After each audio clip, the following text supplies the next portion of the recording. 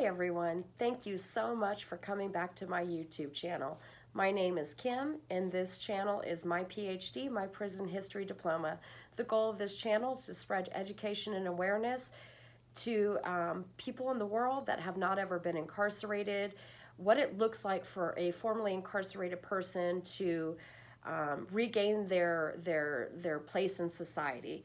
With that being said, this video is going to be a little bit different today. I opened up my social media, the one social media account that I have, which is Instagram, and you can actually find me on Teddy Live Free on Instagram. But I got a lot of DMs asking me who was the authority that sexually molested me at the age of 14. So I'm gonna talk a little bit about that because this seems to be a common factor of what's going on. So with that being said, I do want to open this statement by saying that this did happen in the 80s, late 80s, and if this happened to you and you can relate to you, I love you and I'm so sorry that happened to you and you did not deserve it. With that being said, I'm going to go ahead and jump right into this video.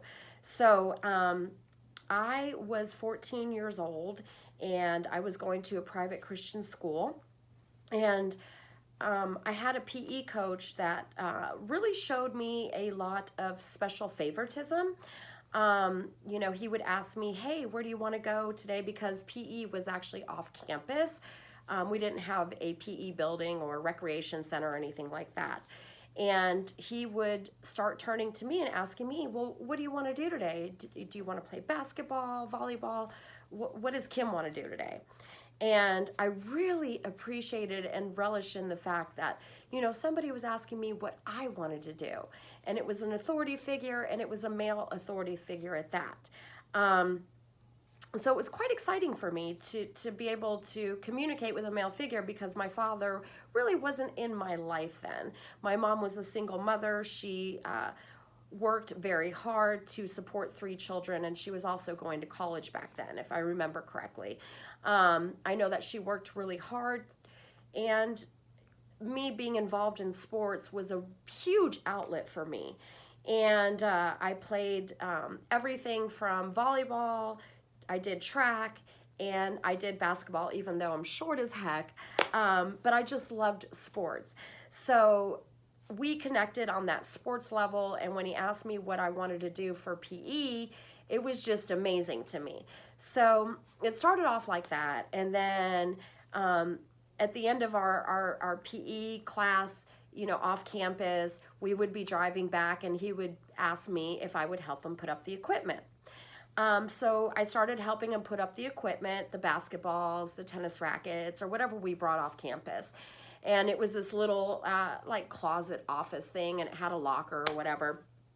And so I would help him put up the equipment, and then I would go to class. So the first 2 weeks of me putting up the equipment wasn't anything big, you know. And then after about 2 weeks, he would ask me, hey, can I get a hug? I really need a hug.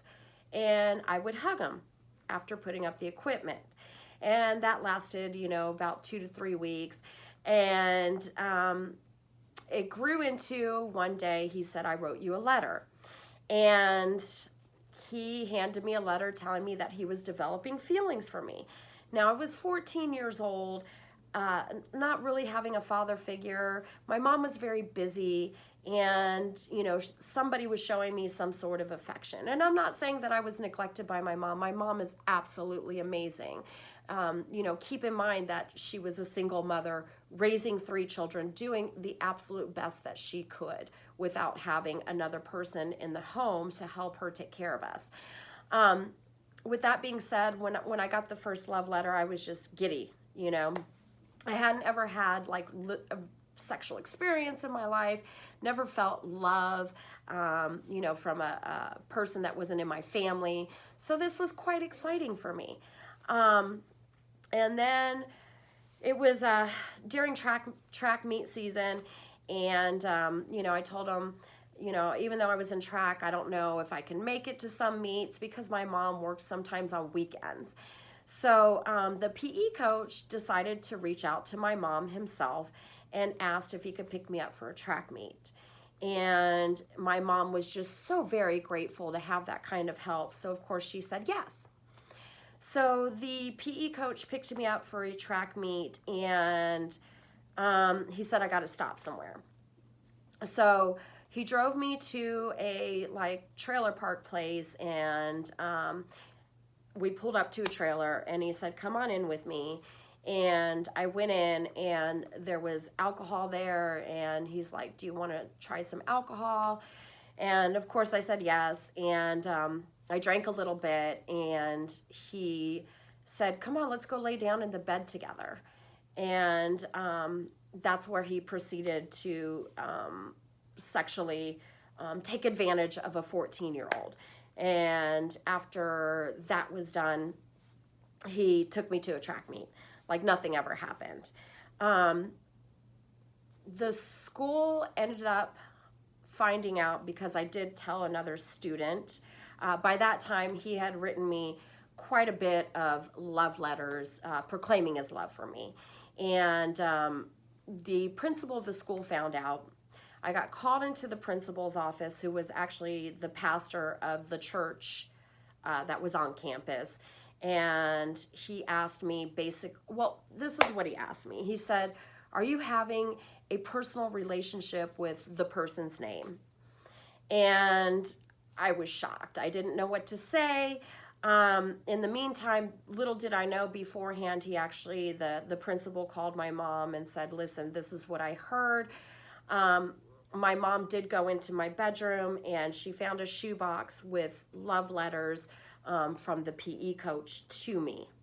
I also had a private line back then, and the PE coach would call me on my private line late at night to proclaim his love for me. Again, I was 14, not really having so much of a father figure in my life, and I liked the attention. Now, when the sexual situation occurred, it did make me a little bit confused because, again, I never really had a sexual experience with anybody. So it was all very brand new to me and very confusing, and obviously he was much older than me. So my mom ended up finding those love letters, and she did tell the principal / brother, and I won't say his name, that she found these letters.